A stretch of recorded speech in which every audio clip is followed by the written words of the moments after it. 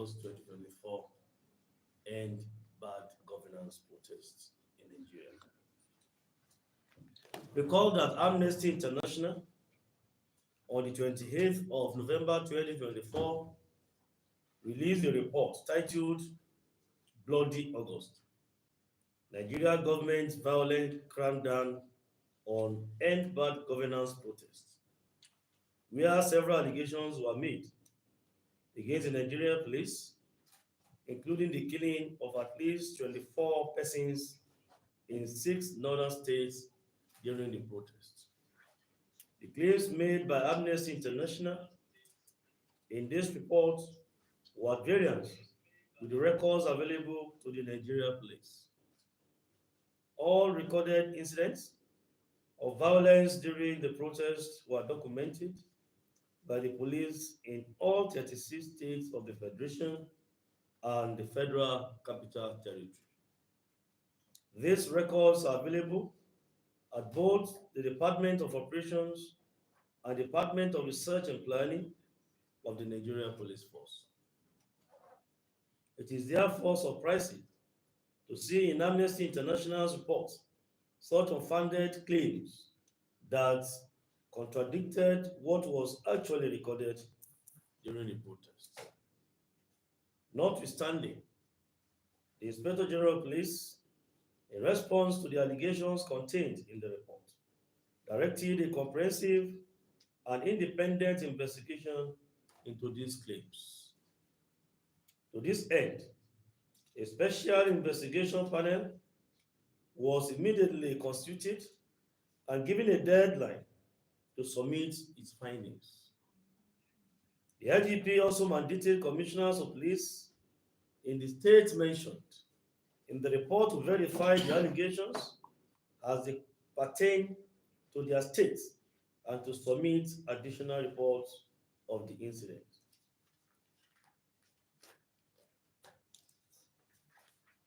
Following these directives, the commissioners of police in the affected states conducted extensive inquiries in their localities and submitted their findings to the Inspector General of Police. Copies of these findings were sent to the Special Investigation Panel. Furthermore, members of the panel visited the affected states and areas mentioned in the report, compiling their findings in a comprehensive document submitted to the Inspector General of Police, IGP Kayode Adeolegbeto PhD, NPM. This report forms the crux of today's briefing, where I will present a detailed investigation report addressing the wide-ranging allegations made against the police in Amnesty International's report. The verified findings, Borno State. In Borno State, it was established that the protesters were violent, engaging in widespread looting, pillaging, and wanton destruction of public and private property. For example, the Skill Acquisition Center of the United Nations High Commission for Refugees was looted and vandalized. The warehouse of the World Food Programme, located on Baga Maimalari Barracks Road, Maiduguri, was also looted, with several items belonging to the international organization destroyed and stolen by some of the protesters. Of particular interest is the reported death of 3 fuel attendants at AA Kime filling station, that is Nasiru Mustafa, 26 years, Amadou Garba Mayena, 24 years, and Momodi Hassan. Amnesty International claimed on pages 22 and 25 of its report that these 3 individuals died when a hand grenade was thrown into the filling station by a convoy of police vehicles. These allegations are not only false and misleading, but are also a clear attempt to incite the general public against the police and tarnish the image of the Nigerian police force in the eyes of the international community. For the record, the Nigerian police does not possess or utilized explosive hand grenades in its operations. Explosive hand grenades have never been purchased, issued, or utilized by the Nigeria Police Force since its establishment as a law enforcement agency. How and where Amnesty International obtained such information can only be speculated upon by mischievous minds. To set the record straight, the trial of Nasiru Mustafa, Ahmadu Garba, Maina, and Momodu Hassan, all staff of Kimes and Sons filling station, were killed by an improvised explosive device, IED, fabricated with a safety-free mechanism and planted at the filling station on Baga Road, Maiduguri, not at Bolori Junction, as Amnesty International claimed. Furthermore, these three young men were not protesting when they met their untimely deaths. In fact, they did not participate in the protest and were believed to have been killed for choosing to ignore the protest and continue with their lawful business. It should also be noted that the police, Nigeria police, based on credible intelligence, had warned ahead of the protest of federal elements planning to infiltrate the demonstrations. The protest in Borno on 1st of August 2024 witnessed three IED explosions planted by unknown persons at the following locations: the Ribe Junction along Bulunkutu Abuja Road in Maiduguri, Kimen and Sons filling station along Baga Road, Maiduguri, and a residential area within Maiduguri metropolis. The police bomb disposal unit responded to these explosions, recovered evidence of the improvised explosive devices, and facilitated the evacuation of casualties to the hospital. For example, at the Ribe Junction, the explosion left three adult males severely injured. That is, Guri Mohammed, 24 years, Isa Husseini, 20, and Ahmed Abdullah Yusuf, 24 years. At the third location, one Modu Jalo, 35 years, was injured in a residential house in the Madu Ganari area. Therefore, the claims by Amnesty International that the police threw hand grenade from a convoy of vehicles into a filling station, killing three persons, is a blatant falsehood and leaves right-thinking members of the society dismayed at this reported falsehood by an international agency which ought to act in accordance with international norms and standard of fair and honest reporting of human rights violations in the country. Niger State. Amnesty International alleged that three persons, Yahaya Isa, 32 years, Mohammed Bukau, 38, and Musa Muhammadu, were shot and killed in Suleja, Niger State. This claim has been found to be false. Reputable sources in Suleja and Tafa areas confirmed that nobody was killed by the police in Niger State on 1st August 2024. It is instructive to note that Amnesty International's claim was based solely on an unverified and disputed report published in Premium Times on 18th August 2024, titled "How Police Killed Injured Protesters During End-Bad Governance Protests in Niger State." For an international agency to publish a report based on unverified local tabloid information is unethical. If Amnesty International's motives were genuine, it would have verified this information from local authorities before publication. Katsina State. In Katsina State, Amnesty International alleged that one Shafiu Mokhtar or Filin Sanyi Kofa, Sauri Katsina, age 21, was shot dead by the police on 5th August 2024 This report has been fact-checked and found to be false. Reliable sources confirmed to the verification team that there was no report of any killing in the community on that day. There are also no records in police stations or hospitals of such an incident. Kaduna State.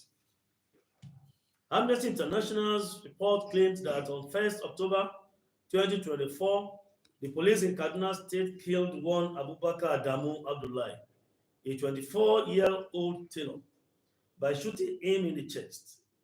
However, from verified records, there was no protest in Kaduna on that day, nor was there any killing recorded.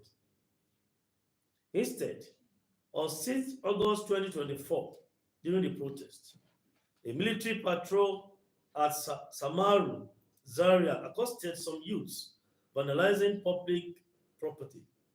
In the process of firing a warning shot, one Ismail Muhammad was accidentally hit by a bullet and died on the way to the hospital. The Nigerian army immediately took responsibility for this incident, conducting an open investigation, arresting the soldier responsible, and visiting the family of the deceased. Amnesty International's report on this incident is a misrepresentation. In Jigawa State, Amnesty International stated in its report that two female citizens were shot and killed by the police at Adeja and Dutse. The report on pages 20 and 21 identify those killed as Alima Abdullahi, female, aged 28 years, allegedly killed at Adeja; Sadia Sabiu, female, aged 20 years, allegedly killed at Adeja; while Rabiu Saliu, male, aged or stated, was said to have been killed in Dutse. This report has also been found to be inaccurate and totally misleading. There is no evidence of killing at Adeja as confirmed by relevant authorities of the Adeja Emirate Council. The alleged death of Alima Abdullahi and Sadia Sabio has been found to be false, while Rabiu Saliu was not killed by the police as alleged, but died from injuries sustained when some protesters who attempted to gain forceful entry into the government house, Dutse, hurled stones and hard objects in his direction and fatally injured him on the head. He was eventually rescued by the police and rushed to the Dutse Teaching Hospital, where he succumbed to his injury. The assertion by Amnesty International that he was shot in the head by the police is emphatically false and atrocious, especially as the report stated that he died the next day. One wonders how a victim of gunshots to the head would manage to survive for that long. It must be noted that even when the protesters in Jigawa became violent and riotous, the police restrained itself and avoided the use of firearms against the protesters. Kano State. In Kano, Amnesty International alleged that the police shot and killed 12 persons from 1st to 3rd August 2024, while unconfirmed records suggested that 12 persons comprising of 11 males and 1 female died from various degrees of injuries. None was attributed to police action. The unverified report suggested that some of the protesters who died were killed by the owners of the property they were looting and pillaging, and others were killed by assailants who took undue advantage of the crisis and riot across the city to perpetrate heinous crimes. However, from verified records in Kano State Police Command, there were no documented evidence or records of loss of lives reported to the police by relatives of these deceased. It is important to note that some of the protesters arrested in Kano had in their possession AK-47 rifles, which were recovered and properly documented by the police in Kano. A protester found in possession of firearms was identified as Mahe Ahmed Mohammed. He was arrested with rifle number 9130 and 1494, along with 59 other suspects who had invaded the premises of Kano State High Court at the Audu Bako Secretariat and stolen several government property. Other allegations. The Nigerian Police Force categorically denies the allegations of excessive use of force as claimed by Amnesty International, as these claims are false, misleading, and an unfair misrepresentation of the actions and conduct of our officers. The Nigerian Police Force operates under the highest professional standards and remains fully committed to upholding human rights and the rule of law. Our officers deployed for protest management are regularly being trained in compliance with international human rights standards. While the Nigerian Police Force respects and recognizes the constitutional right of citizens to peaceful assembly and freedom of expression, it is equally charged with the responsibility of maintaining law and order. During the End Bad Governance protests, police officers were deployed to safeguard protesters, protect lives and property, and prevent disruptions caused by infiltrators seeking to hijack the demonstrations. Contrary to Amnesty International's claims, there is no credible evidence to support allegations of killings or excessive use of force by the police. Reports of officers firing live rounds at protesters or targeting unarmed civilians are baseless and were not corroborated by independent investigations. Evidence available to the Nigerian Police Force indicates that certain elements infiltrated the protests with the intention of inciting violence, destroying public property, and endangering public safety. The police responded with minimum force without the use of firearms to disperse such disruptive elements in accordance with legal guidelines. Detentions and prosecutions were conducted with legal frameworks, and allegations of arbitrary arrest, maltreatment, or denial of legal access are unsubstantiated. The report released by Amnesty International on the End Bad Governance protests in Nigeria is inaccurate and misleading. All international organizations that are independent of political and economic interests are required by ethical and international best practices to demonstrate objectivity, fairness, and balance in their reporting. Unfortunately, these qualities were missing in the Amnesty International's report.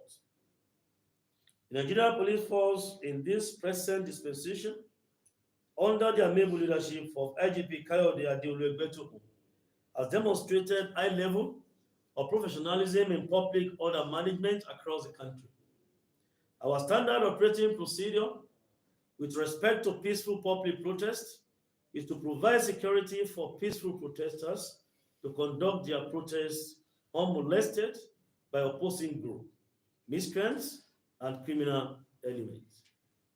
Most importantly, our commitment is to ensure that peaceful protests do not turn violent or endanger the lives and property of other law-abiding citizens.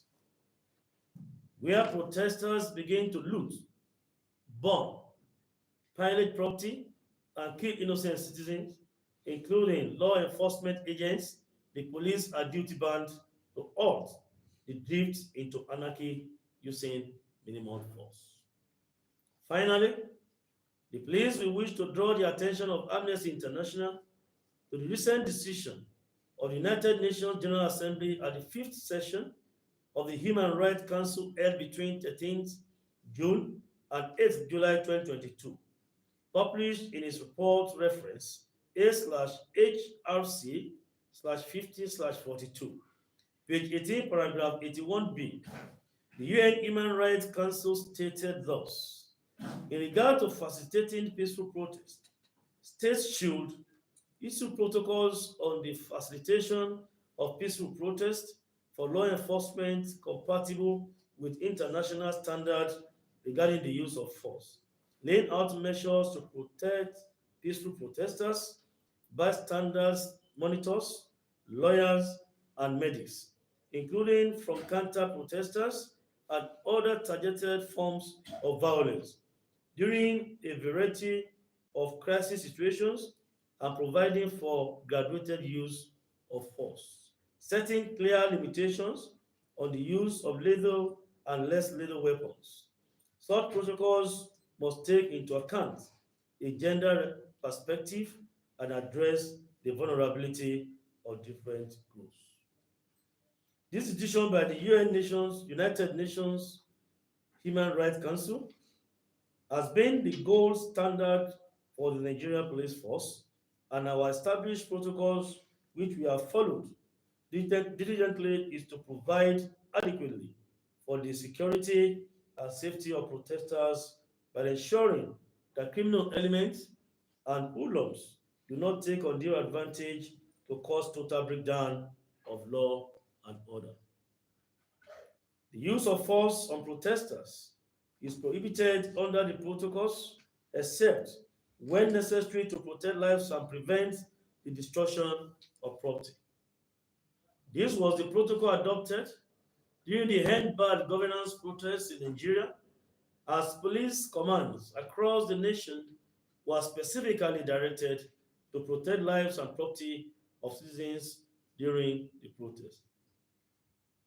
Amnesty International is advised to have retrospection on its frequently false reporting on Nigeria's law enforcement activities and reflect on its reporting methodology by ensuring that its reports are accurate and contains true and fair expression of events that touches on national security and safety of all Nigerians.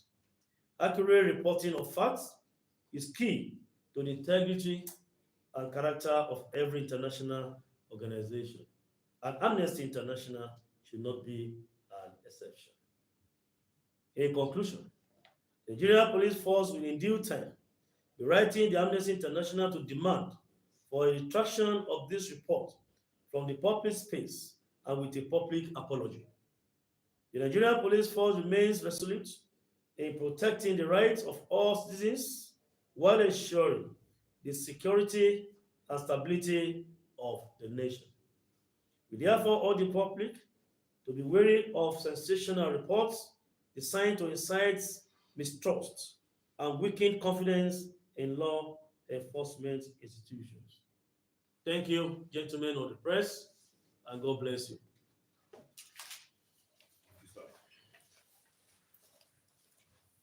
Questions?